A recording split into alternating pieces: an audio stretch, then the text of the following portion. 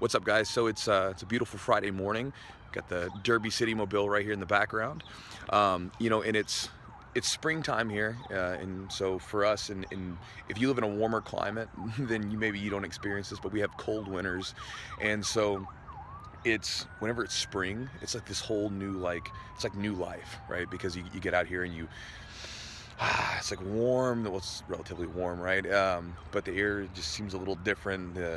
There's leaves are starting to grow back on the trees, and the sun's out. It's different. And then for us in Kentucky, once it gets to like the middle of summer, then it turns into just sweltering heat.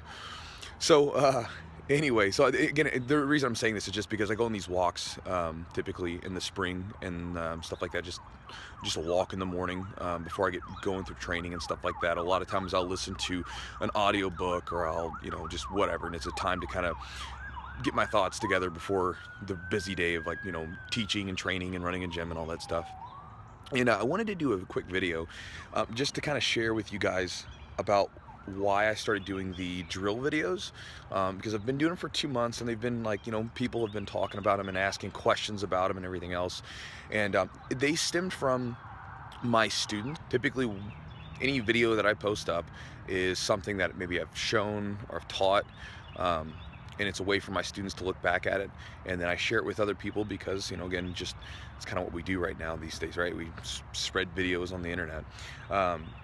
But with the drill videos, one of my students, I was talking to him, and he asked, kind of to me, what was the most important thing, or not. He didn't ask it what was the secret, but he was kind of asking, what's the best way to get better at things in jiu-jitsu. And so what I told him was you know, from my standpoint, when I was younger, when I started training jiu-jitsu, I just wanted to roll all the time, right? I just wanted to get out there and just smash and just train hard until I could barely, get up and walk out of the gym. As I've gotten older, obviously this just isn't feasible, right? Your body's a finite resource, and once it's used up, it's done, right? So as you get older, you start to realize that you have to be a little bit smarter, and which has forced me to drill a lot more, because if I can't roll, then I have to do something, right? So I drill. And what I've found though is that since I drill a lot more now, when I do roll, one, I'm a little bit more refreshed for the roll because I am not just constantly breaking my body down, but two, your moves are much more crisp. They're easier to recall when you decide to use them. They're just there. With the drill videos, if you're kind of curious how you should use them, start with the techniques and then drill the ones that you want to drill at least 2 minutes. And again, it doesn't have to be one of mine. It could just be anyone's techniques, but take the techniques and drill for 2 minutes and really stick with those techniques.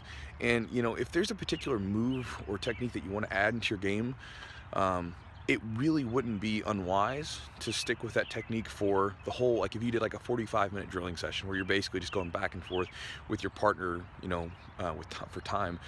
It wouldn't be an unwise idea to drill that one technique for the whole time. I mean, I'll spend a entire drilling session doing just one armbar or something, just to work on that armbar over and over and over again, because it's just it just helps, right? Because you think the muscle memory that you develop from doing 1,000 reps, right? You think about how much that will improve your ability to execute that armbar when it's actually time to use it, or whatever move you're drilling. As far as going reps versus time, I would go time. I don't like to count my reps. I just want to move. I just want to focus on the movements. I want to focus on my breathing, focus on, my grips and everything else that I'm doing. I don't want to focus on trying to count how many was that again. If you want to count and get an idea, have your partner count for you. But as far as you go, just set the timer, right? Set it for 2 minutes, 3 minutes, whatever you want to do, a minute and a half, whatever's possible, and then just go. And then you just set it to say, we're going to go for 45 minutes.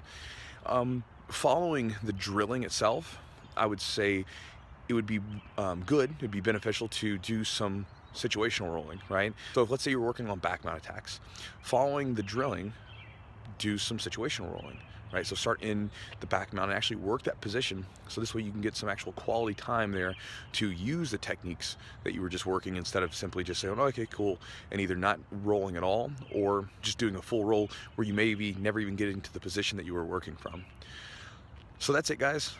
Thanks for joining me on this Friday morning. And if you guys have any questions, shoot them over to me.